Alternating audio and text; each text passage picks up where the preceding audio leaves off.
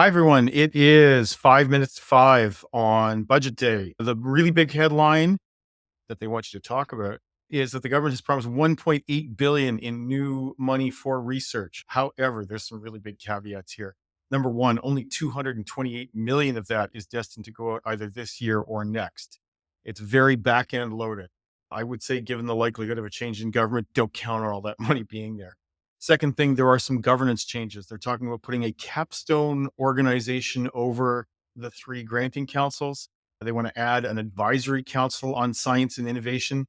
This isn't exactly what Frederick Bouchard was talking about. At least I don't think so. It doesn't quite sound the same as what he was talking about when the panel on governance of the councils came out last year.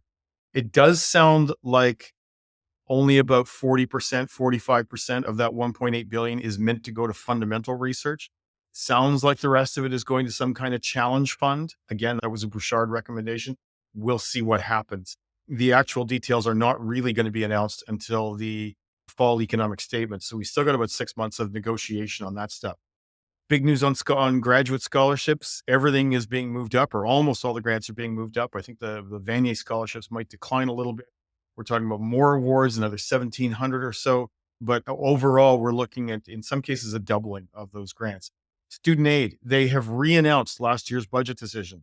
I couldn't tell you why they did that, but they're trying to portray it as a $1.1 billion increase. And in fact, nothing's changed.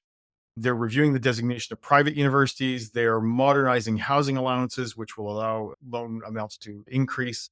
A little bit more loan remission for students in early childhood education. As predicted on Twitter here, is that the Canada Learning Bonds are now going to be automatic enrollment. So people will not have to do that anymore.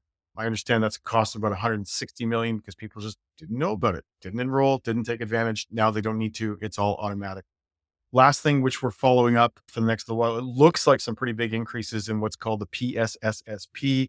That's the Post-Secondary Student Support Program. That's the money that goes from the government of Canada to First Nations in order to help enroll First Nations students in post-secondary education. There's some other stuff around apprenticeships. There's a lack of renewal of the Canadian Service Corps. There's a lack of renewal around outbound student mobility, as far as we can tell. So there are some decreases here in practice as well in our area.